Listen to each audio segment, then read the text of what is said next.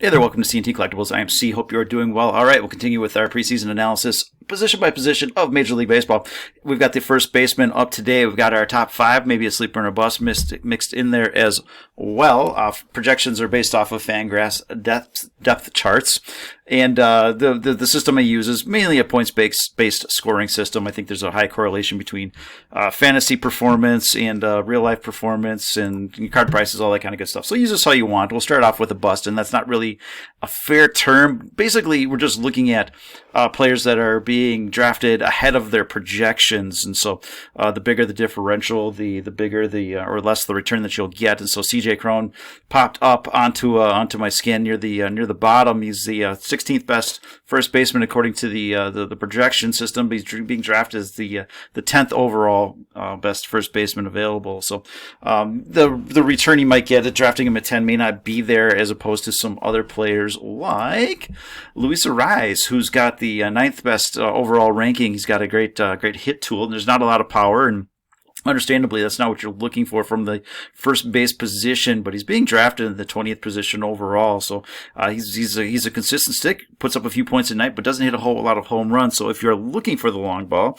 Ty France, who's the 11th ranked first baseman according to projections, but going 16th overall according to average draft position. So if you're looking for a little bit of thump, then Ty France may provide that for you. All right, let's get into our top five, and that is started off with the reigning NL MVP, Paul Goldschmidt. Last year he had 317 with 35 home runs, 368 batting average on ball in play, his weighted on base average and expected weighted on base average.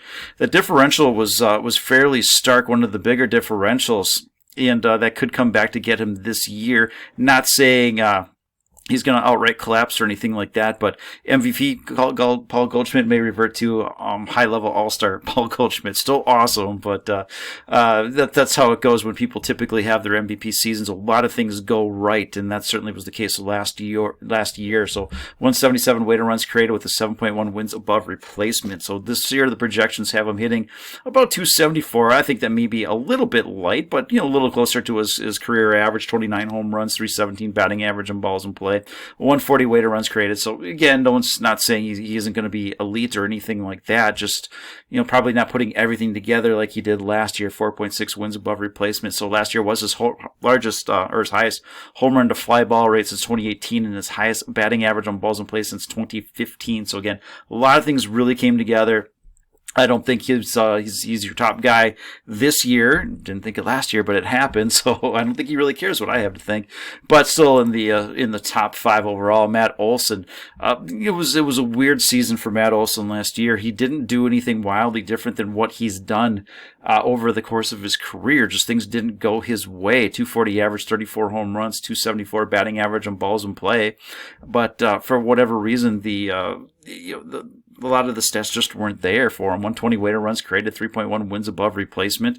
This year, the numbers are saying, all right, maybe a little bit of improvement here. 254 average, 36 home runs, 278 batting average on balls in play with a weighted on-base average of 361. So 132 weighted runs created. So he could get back to his elite self with a 4.1 wins above replacement. So one of the biggest things last year was he, and this is what affected his WRC plus, he didn't hold his strikeout rate breakout, so he's been in that mid-20s to 30s area. 30% of the time he would strike out. A couple of years ago, he dropped that down to 16%, and what we said going into the season last year is if he can hold that, he is an elite level player. He did not hold that, and he was not an elite level player, so, but he was hitting the ball very hard, excellent barrel rate, and he had the highest exit velocity and maximum exit velocity of his career. So again, if he's able to keep that up, look for him to get back into that top five of first baseman. All right, number 3, Pete Alonso,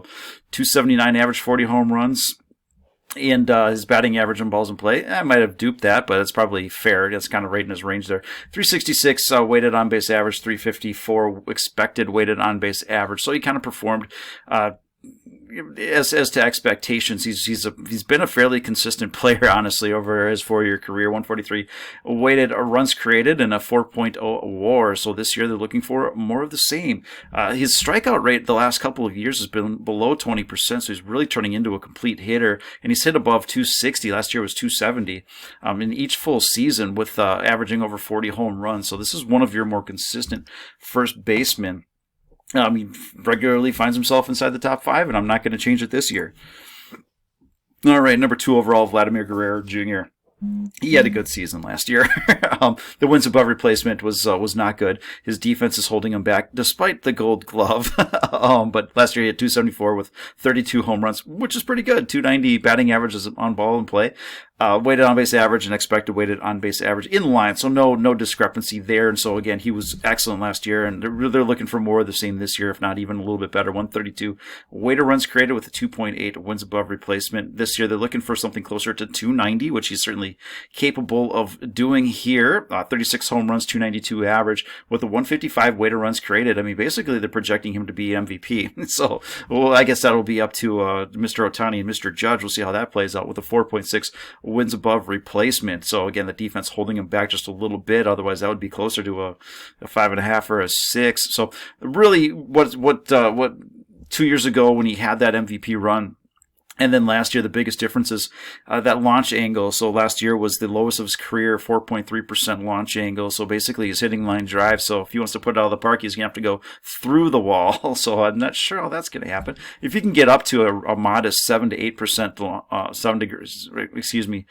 7 to 8 degree, it should be degree, not percent, launch angle, then we're talking MVP type stuff again. So his exit velocity, maximum exit velocity are top tier in the game. So he just needs to lift the ball a little bit. He did it one time, and we saw the results of it. So if he's able to get back to that, forget 2, he's 1. But until we see a little more consistency out of there, the number 1 spot will remain with Mr. Freddie Freeman, who had 325 last year with 21 home runs, 360 batting average on balls in play, 157 weighted runs created, 7.1 wins above replacement.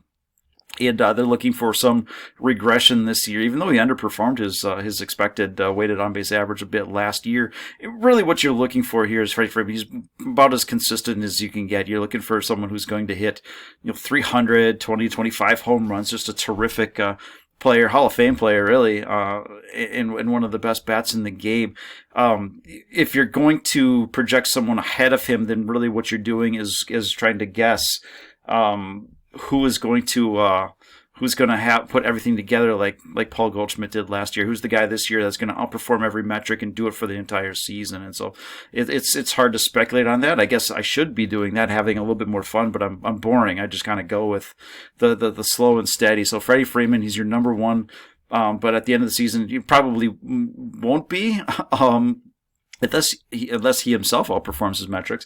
But if someone like Anthony Rizzo or Matt Olson or something like that just has a monster season while he just chugs along, while Freddie Freeman chugs along, does what he does, then that's just how it goes here. So enough rambling. That's what I got for you. I hope you enjoyed. We'll talk to you later. Hit you up with some second baseman in a week or so. Take care.